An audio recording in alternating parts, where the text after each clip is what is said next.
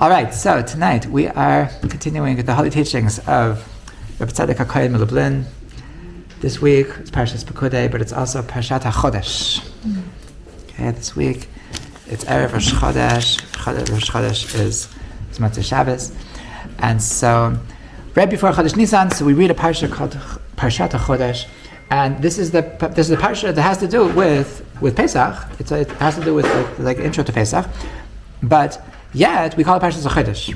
Okay, why we call it Parshat Hachodesh? Because actually the first line in this parsha is about the mitzvah of Rosh Chodesh, about the mitzvah of sanctifying the new moon. And so Tzadok writes that it must be that if we call it Parshat Hachodesh, it must be that there is something very intrinsic about the moon and about sanctifying the moon that is an introduction to the entire holiday of Pesach. That is the fact that the only way for us to get into the zone of getting ready for Pesach is only through the mitzvah of Rosh Chodesh, which is really the element of the moon.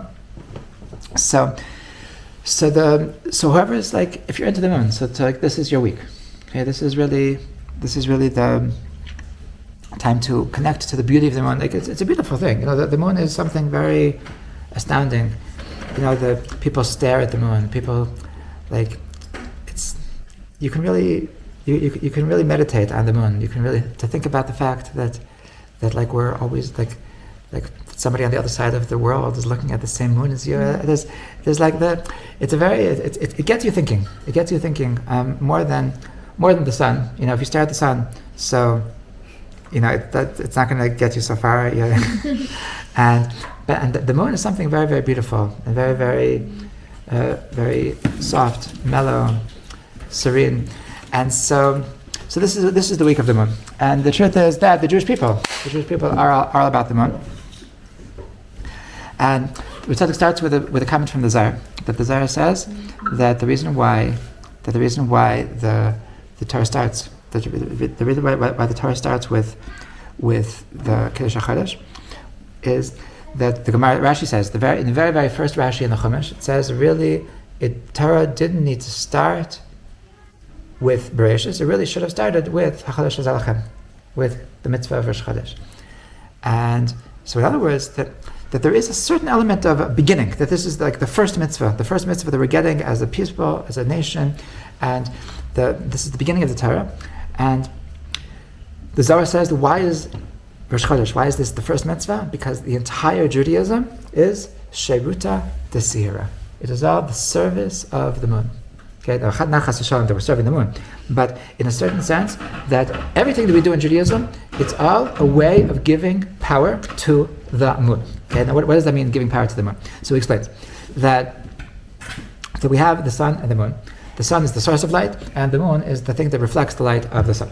Okay, so the sun represents Hashem, and who's the moon? The Jewish people is the moon. Or in other words, that the purpose of a Jew is to be able to reflect God's presence in the world. And that is why the moon is something very Jewish. Meaning that the sun represents Hashem. Isn't it a problem to say the sun represents Hashem? No, in the metaphor of the Jewish people being the moon, meaning that Hashem is the source and we are the reflection. Okay. That's what it means. Of course, we're not serving the sun. We're also not serving the moon. It just means that there's a metaphor of a source and a reflection, and so Hashem is the source and we are the reflection. So in this sense, what's it mean that everything is shirusa desihira? No, it's an Aramaic word. So the sahar says sihara. It means the moon. That I don't know what the word in Arabic is, but I know that in Hebrew the way to say the red crescent, like the Muslim version of the Magen David Adom, red cross, is the Sar Adom. Right? You know how to say it in Arabic? How to say what? How to say the crescent, the moon in Arabic. Anyway, so everything in Judaism is a way of giving energy to the moon, or in other words, giving energy to the Jewish people in their mission to reflect the light of God in this world. Okay, so this is the first element. The first element that we're connecting to in the mitzvah of Rosh Chodesh is that I want to be a moon. What does it mean I want to be a moon? It means that I want to recognize that I am not the source. I am not the one calling the shots. My job in life is to listen to a higher power and to respond to that. Okay? So this is the first element of being a moon, is that an element of bitul, an element of surrender, is that I don't want to live my own thing. I don't want to do what's good for me. I want to do what's good for a higher purpose. Okay? And this is something that we talk about a lot, that the greatest message of Judaism is that you're not in this for yourself. Okay? Or in other words, that the greatest difference between a secular mentality versus a religious mentality is that in a secular mentality, every single decision you're going to make in the course of your life, it's all around one question. And that is that what's better for me? What's going to give me more pleasure? How can I have a better time? Okay? That's what life is all about. And in a Jewish religious perspective, so every single decision that I'm making in my life is all surrounded around one question, and that is, how is this helping me fulfill my mission? Everything I do, this is going to affect how I choose my career. This is going to affect how I look at marriage, how I look at having children, how I look at everything. Everything I'm doing is how can I be fulfilling my mission in a greater, more fulfilling way. So this is what it means to be a moon, is that I look to a higher cause, that I'm living for a higher purpose, and I'm not just chilling, I'm not just having a good time. Like my purpose of life is not just to enjoy myself, just to fill my body with adrenaline, not to fill it with dopamine, but I'm living for a higher purpose. I'm living for meaning, and that's what it means that I'm looking to the sun. I'm asking the sun, that the source, like, tell me, what is the light? And I'm trying to reflect that. Okay, and that the fact that we have a mission, the fact that we have a God, the fact that we are created for a reason, we are created with a mission, that forces us to look to this higher being, this higher power, and ask Him that, tell me my mission. I want to live for you. I'm not living for myself. I'm living for a higher purpose. Okay, so this is the first idea of being a son, and that's why Rosh Chodesh is actually the introduction to the entire Judaism. Okay, because when we're sanctifying the moon, what we're really saying is that we understand that I don't want to be a son. Okay, and that's why it says that the non-Jews, their calendar is according to the sun, and the Jewish calendar is based on the moon. And this is the most basic thing about being a Jew, is that if you have to choose the sun or the moon, a Jew chooses the moon. Yeah, this is the Gregorian calendar to the Hebrew calendar? No, I'm not talking about something else. The more ancient calendars, way before Gregorian. Okay, so the first point is simply that we're living for a high purpose, and we are sympathizing with the moon. We see ourselves in the moon. Okay. And now Tzadok continues but the truth is that if you look deeper, and this is a bit paradoxical, that we see there's another element in the moon, and that is that it's not just that I'm reflecting. I'm not just a reflector, but I reflect the sun of the moon, the light of the sun, and by reflecting the light of the sun, I actually have in myself the light of the sun. Okay, meaning that it's not like I don't exist. I actually do exist, and I exist through the light of the sun. Or in other words, that the light of the sun is in me. Okay, and in this respect, he brings a fascinating thing from the Zohar, that at the beginning of the Parshat, Hachodesh, so it says like this: Hachodesh hazeh lachem, Rosh Chodeshim. This month will be for you, Rosh Chodeshim. It will be the first of the months. Rishon hu lachem l'chodshei hashana. It is the first to you of all of the months of the year. Okay, so obviously it's redundant, right? The pasuk says the same thing twice.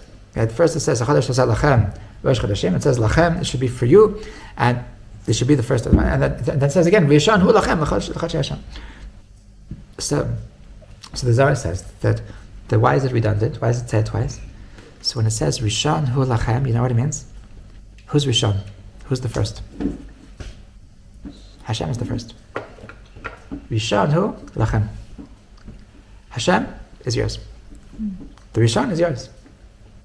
Okay, that meaning that part of the mitzvah of Hachodesh is that Hashem is giving His existence, His presence, His being, and He's giving His being over to us. He's saying, I'm just going to allow myself to be you. Backwards. I'm allowing you to be me. I'm going to put my soul in you, that whatever you act, that's me acting. And this is really the essence of Hachodesh. That what's special about the mitzvah of Hachodesh, we spoke about this a couple of weeks ago, that it's actually a crazy thing, the mitzvah of Hachodesh, in how far Hashem trusts us. That Hashem allows us to co-create Kedusha, to co-create holiness in the world by means of Hachodesh.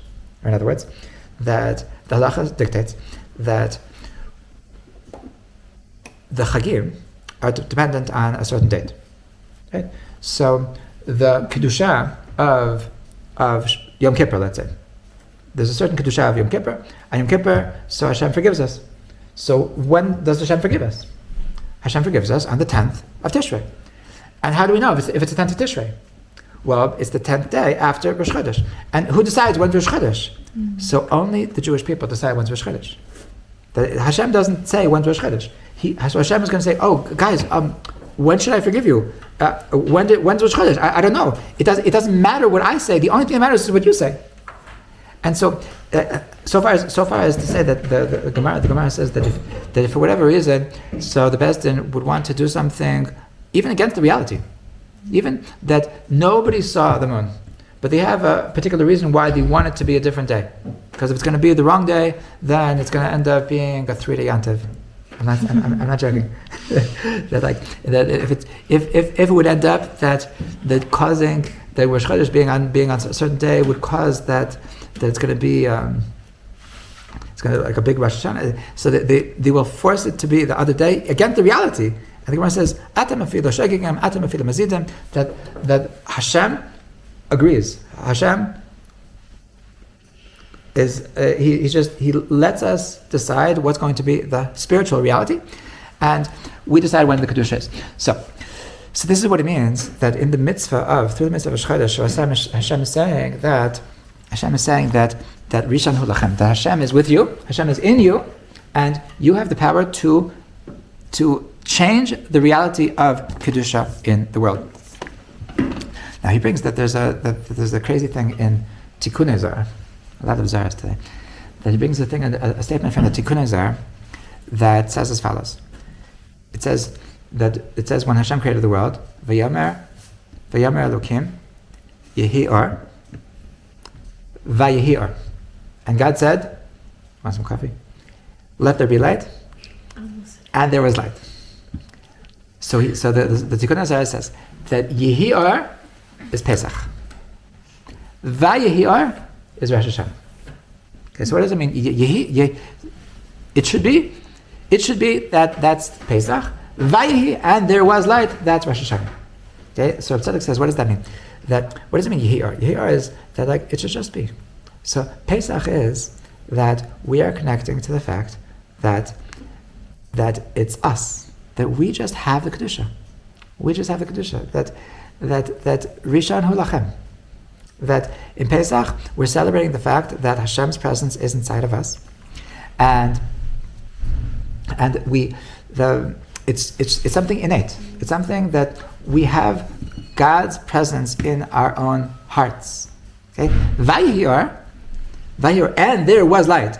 That has a different rhythm to it. Has a different sound to it. That and there was light sounds like that somebody turned on the light and made light. Okay, so that's Rosh Hashanah. Rosh Hashanah is coming from the outside. Rosh Hashanah is, like everybody says, Ha'amelech. Everyone is surrendering to Hashem. Everyone that Hashem is. It's there's an interesting term in English that there's a difference between a transcendent God and an immanent God. Okay, a transcendent God is someone who is beyond reality. The immanent God is a God which is part of reality. God is the life source of every electron. God is the voice inside of your heart. So that's an immanent God. And so Judaism ultimately believes that there's really both. That there's also a God out there, that God is in the heavens, so to speak. That he's out there, and there's also this immanent God. Okay, and this is, like I once gave a different class, that this is really the difference between the Litvish and the Hachodesh. That the Litvish is more into the transcendent God, the Yeser God, and the Hasidim is more about the Tzadok Gezer v'Kadosh Baruch Hu Mekayim. It's all about that finding Hashem in your own heart, and that's why I'm so Hasidish, obviously. So that the Vayehi Or is connecting, is tapping into the transcendent God, is tapping into the fact that God is out there, and God is beyond, and the immanent God is the God inside of your heart. Okay, and this is the God that Hashem is Rishon Hu Lachem. That Hashem is saying that I'm giving you myself. I'm giving that you don't need to look. You don't need to look far. We have this inner light inside of ourselves. That we have this inspiration inside of our own hearts. And this is the famous teaching from Rabbi Nachman in Kuf Nun Vav, that when a person speaks to Hashem with his bedidus, Harei Dvarim Elohim B'chinas Ruach HaKodesh, that when you're really, really in touch, when you're really talking to Hashem, and sometimes those words come to you, and ideas just come to you, and just like as you talk, so you feel inspired, and you feel like that you're getting these ideas that you weren't thinking of before. Rabbi Nachman says, "Harei ze b'chinas ruach hakodesh," that it's Hashem speaking through you. Okay, and he says this is what David HaMelech talks about when David HaMelech says in Tehillim Chav Zayin that L'cha amar libi b'akshufanai, that my heart was saying b'akshufanai, my heart was saying, search for me. And David HaMelech says, L'cha amar libi, it was when my heart was saying, search for me, that was you. That was you speaking through my heart. When my heart was saying, search for me, I realize now that was you, God, telling me to search for you. Or in other words, that David HaMelech is saying that when you're really in touch with your own heart, then you're the most in touch with Hashem. When you're really in touch with Hashem, then you're really the most in touch with your own heart. So the Reb Tzadok goes on to explain that this is precisely why that in Rosh Chodesh, so there's a major difference between the sun and the moon, and that is that the sun is the way that we determine the year. Right? What's the definition of a year? It's the amount of time that it takes for the earth to go around the sun. Right? So the concept of a year is based on the sun.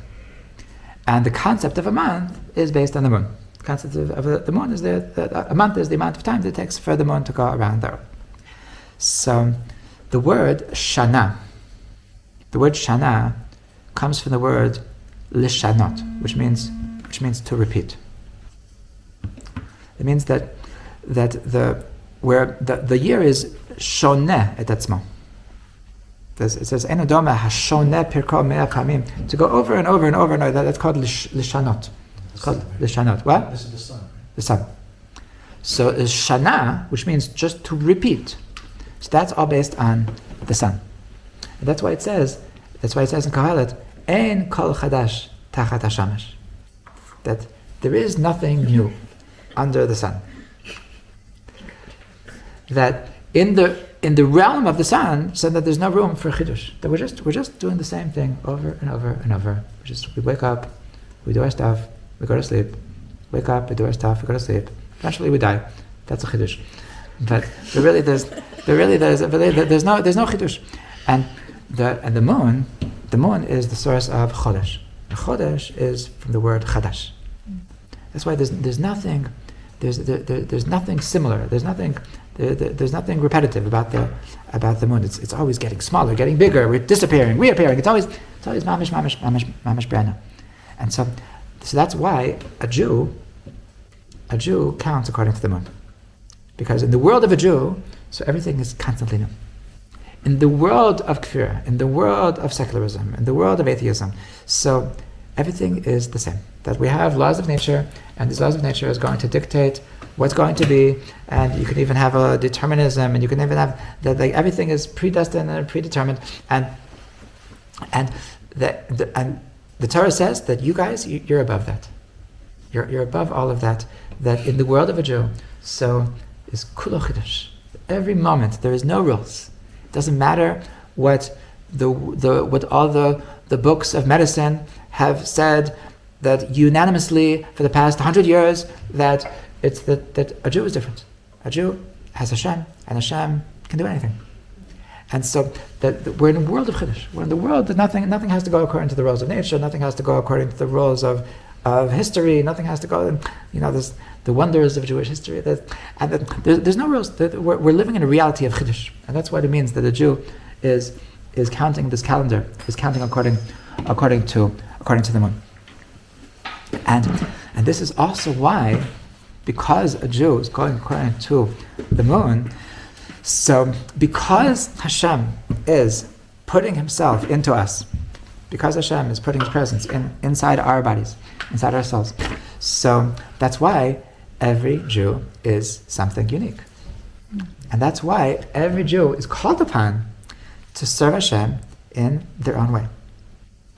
And this is something that only exists because by a Jew. It only exists because a Jew has this Shechina inside of them. So that's why it says that everybody has their own Chelek in Torah. Everybody has their own flavor, their own ideas that they're being called upon to share with the world.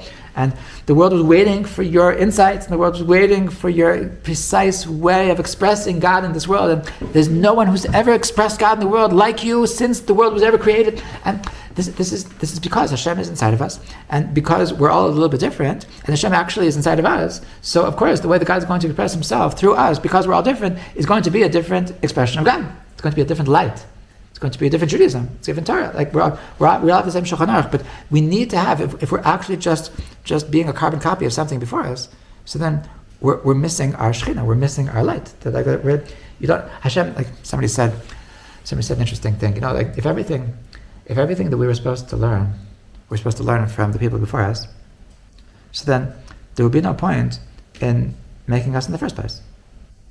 That if everything that there is to learn, we learn from the generation before us, so Hashem should have just made Adam Rishon, and then that he has everything.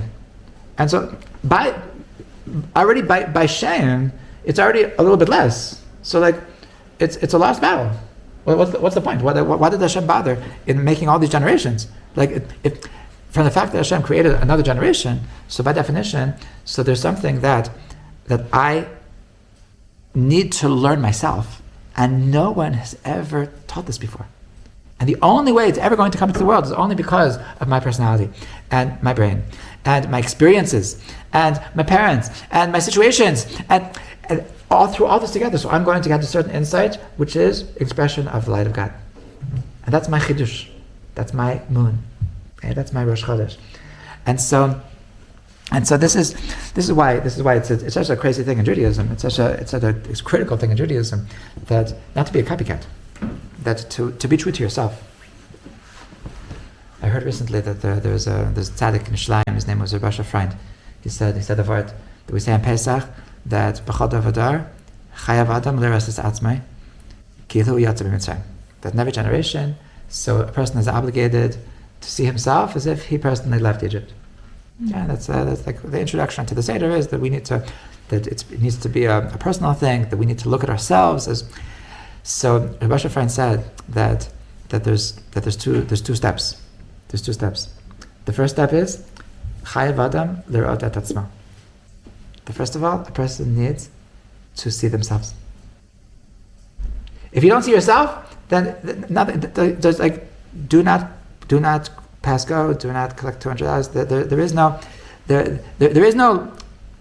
kilu yatzim mitzrayim. First of all, you need to know who you are. First of all, you need to be in touch with yourself. That if you think that you're just what your school system told you to be, if you're just what your parents told you to be, then you haven't yet begun to be a Jew. You need to know who you are. You need to be in touch with how am I special? that how am I a little bit different, how that I have a personality, to appreciate my own personality, to appreciate the fact that I can do something that other people can't do, and through that, through lirot atatzmo, then you become a Jew. then you have your personal Yetzias Mitzrayim, then you have your personal Shibud Mitzrayim, your personal Yetzias Mitzrayim. But first of all, you have to lirot atatzmo. First of all, you have to know that you are something unique. You are something that the world has never seen such a thing in the history of the universe. So this is to be me.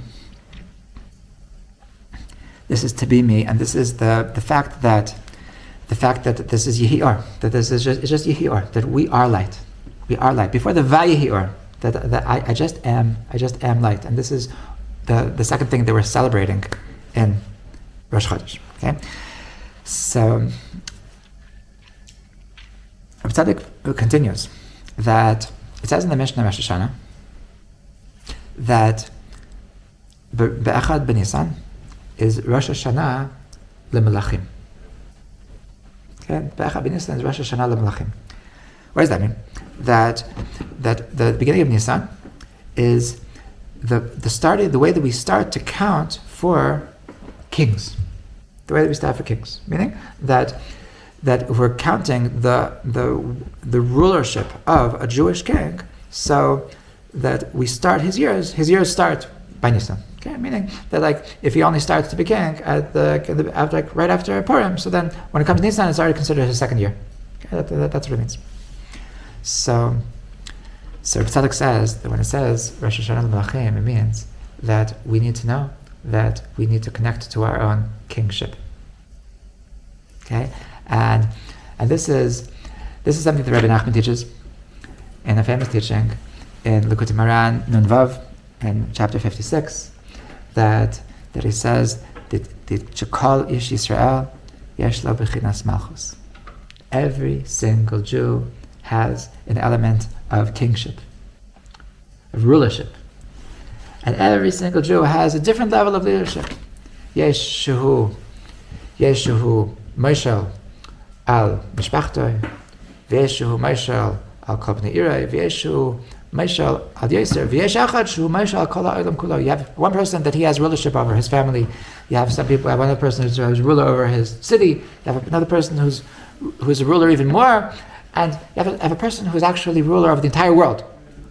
And then he writes that there's Bisgalia, Biskasia, that there's a revealed leadership and there's a concealed leadership. But he says that this is the first teaching of Megillas Esther. So this is the first teaching of Megillas Esther because it says Liot Kol Ish Sarer Beveto.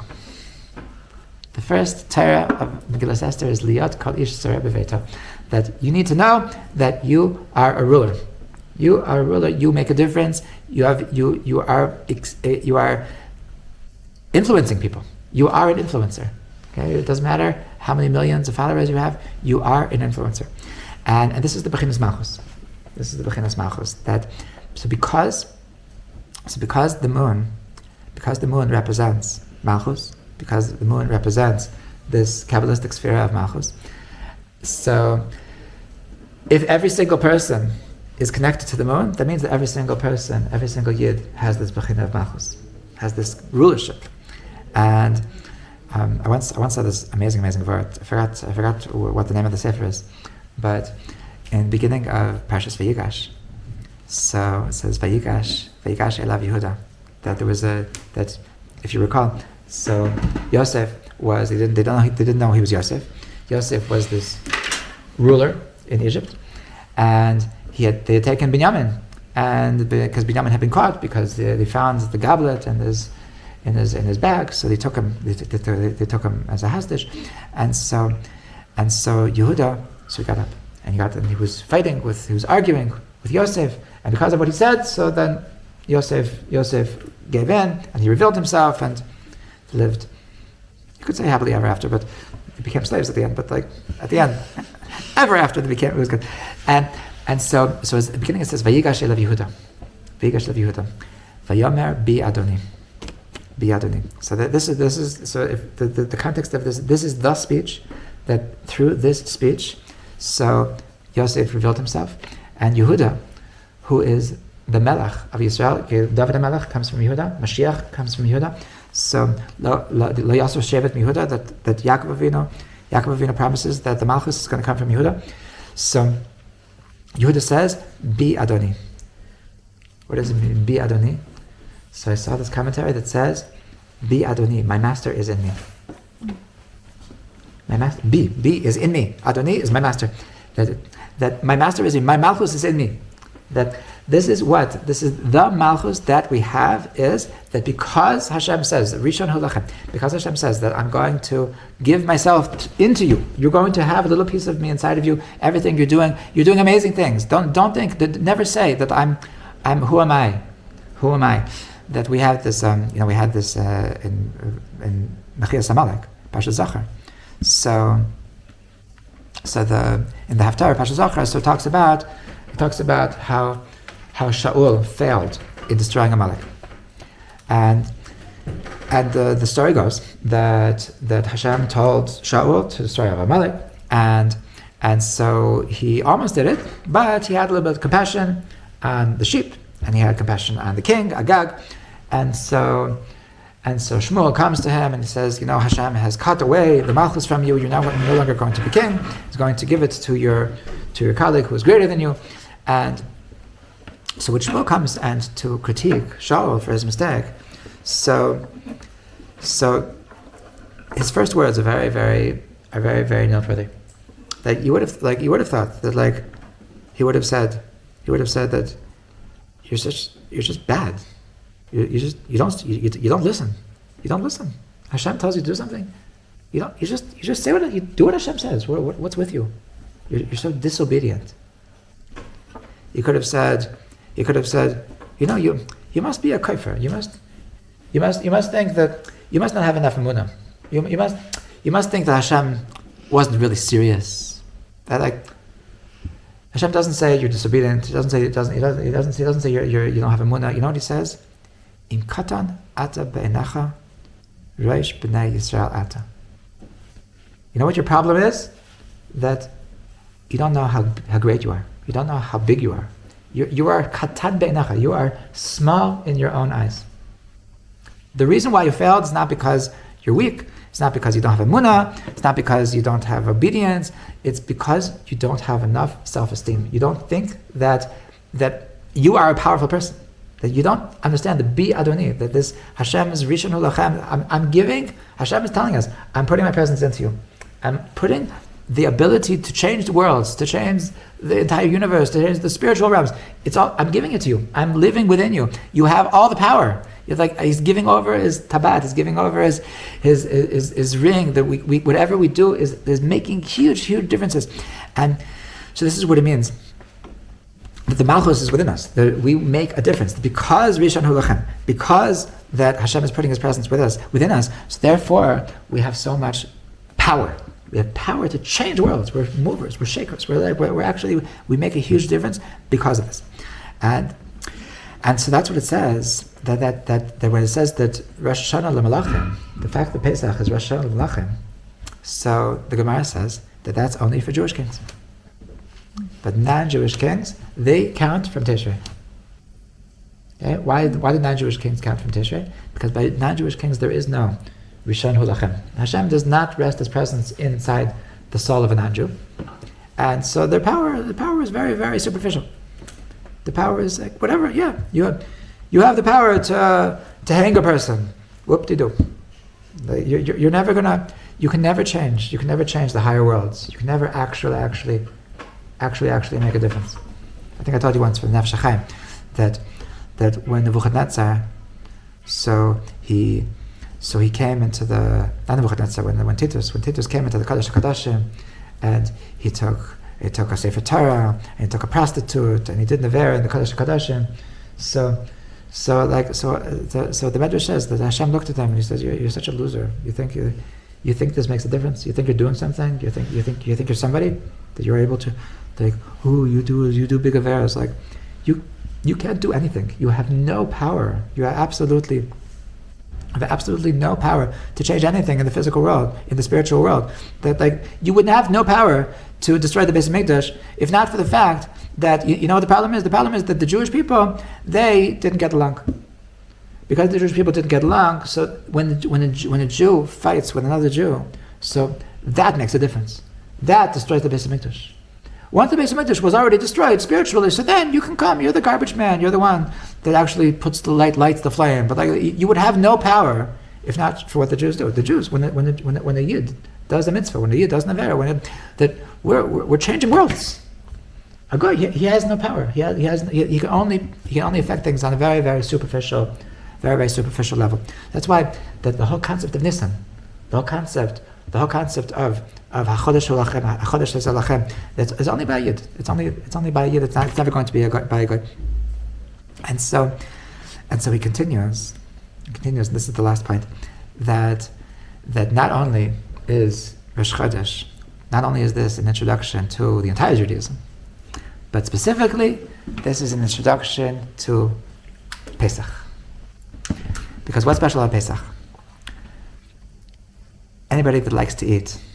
So, there's a restaurant in Rechav Yafa that says that the best people are the ones who love to eat. And so that if you love to eat, so then Judaism is the best religion, because Jews love to eat. And there's a meme that every Jewish holiday in 2 lines, that they wanted to kill us, Hashem saved us, let's eat. But in the holiday of holidays, the biggest celebration of eating is, of course, Pesach. Because Pesach we really, really eat, because Hashem tells us that there's not going to be to eat. We say, we will show you. We'll have the most amazing. So we don't stop eating the entire 7 days. The entire 7 days Pesach we don't stop eating. And what's unique about Pesach is that this is the one time a year that there's a mitzvah to eat. This is the one time a year that there's actually a spiritual avodah of ingesting food into your system. Okay? Usually, so the Torah says you should say some holy words. You should listen to a holy melody. You should listen to a shofar. You should take a holy branch and shake it in a holy way. This is the one time a year that Hashem says that I want you to take food and put it into your digestive system, and that's how you're going to serve me. Okay, we have this matzah, obviously. Matzah is the only, if you think about it, the only time a year that there's a mitzvah to put something through your digestive system. And of course, Korban Pesach. That we're going to have a B'ezrat Hashem soon. We're going to have a Korban Pesach, and Korban Pesach is unique. It's the only korban that it's ikar la'achila. That is the only korban. Every korban. So the essence of the korban is to put it on the altar, is to serve it to Hashem, is to burn it. Even there's parts that we eat, but that's not the point. It's not the point. There's no. It's not critical. It's not critical to eat by Korban Pesach. So it's critical to eat. It's meant for eating. This is the one time a year that it's essential. That eating is an essential part of being a Jew. Not just is an essential part of being a Jew. It's a holy action. It's a holy activity. That digesting food is a holy activity. So this is the paradigm of what's called achila b'kedusha. This is the paradigm. Pesach is the paradigm of a holy eating. Okay, so why is this a holy eating? Because of Rosh Chodesh. Because Rishon Hu Lachem. Because Hashem says, I'm giving you the power. I'm giving you the special energy. I'm putting my presence in you. So who are you? Your bodies. Your flesh and blood. So if Hashem is putting His presence into our bodies, so that means that our bodies are holy, and our bodies have the ability to do holy things. And if human beings eat, so then when Hashem comes into us, then our eating becomes holy. And that's how we're serving Hashem. That through our eating, we're telling Hashem that I want even my body to be part of this gilui kavod shamayim. I want even my body to be part of this moon. This moon that is reflecting your presence in the world. It's not just my mind, it's not just my soul. Even my body is going to reflect your light in the world. And that's we're celebrating the fact that when a Yid just eats l'shem shamayim, so then that's bringing God's presence into the world. Okay, and that's what it says. That's what it says by the Korban Pesach. That it says that the guy has no place with the Korban Pesach. Because a guy does not have this Rishon Halachem. A guy has no concept to Rosh Chodesh. A guy has no connection to the moon. Okay? And so this is what we're celebrating of the difference between a Yid and a Goy. We're celebrating the difference between a Jew and a non-Jew in Karban Pesach is that in Achila B'Kedusha, that if a guy wants to connect to God, so he needs to fast. If he needs a big Ramadan. He needs to go on a hilltop. He needs to try to separate from his body. Okay, don't get married, don't eat, don't enjoy life. But a Yid is not like that. A Yid, so you don't have to, because a Goy is only serving a transcendent God. A Goy is only bittul, is only that yeser. A Yid, so can find Hashem through his own heart. And so because it's inside my own heart, so everything I do is holy. I can live l'shem shamayim. I can live a Kiddush Hashem.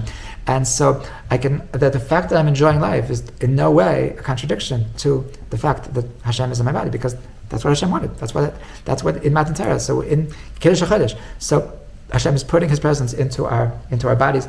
And so every physical act that we do can be expression of God's will in this world.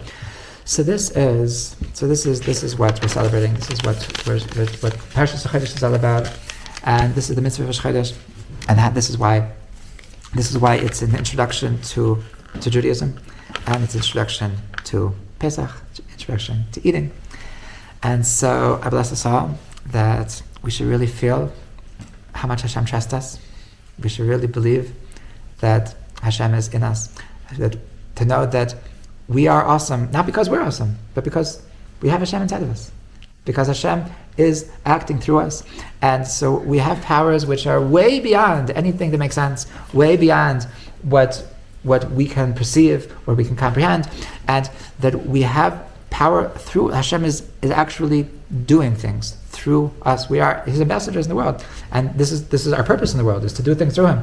And through our mitzvahs and through our eatings and through everything we do, that to be spreading His light. This is the Yehi. It's really His light. It's really His light. But it's just being through us. A Yid living in this world is sanctifying God's name. And it's just to connect to that, to connect that our whole level of existence is so awesome. Our whole level of existence is just Hashem being in this world through our very being. And this is what gives us the confidence to stand up for ourselves. This is what gives us the confidence to say to the world that like I couldn't care less what you have to say. This is what gives us the power to believe in ourselves. This is what gives us the understanding that we are actually filling the world with Kedusha. And this is what gives us the uniqueness, the individuality, to know that there is a certain light that Hashem is waiting for us to express into the world. So, l'chaim to the moon, l'chaim to us and our expression of the moon, l'chaim to our individuality, l'chaim to our finding, l'rot et atzmo, to find ourselves and to really be in touch with ourselves, to who we really are, and through that, so to be l'rot et atzmo kilu yatz mitzrayim, to be able to fill the world with this God light that He has put inside of us.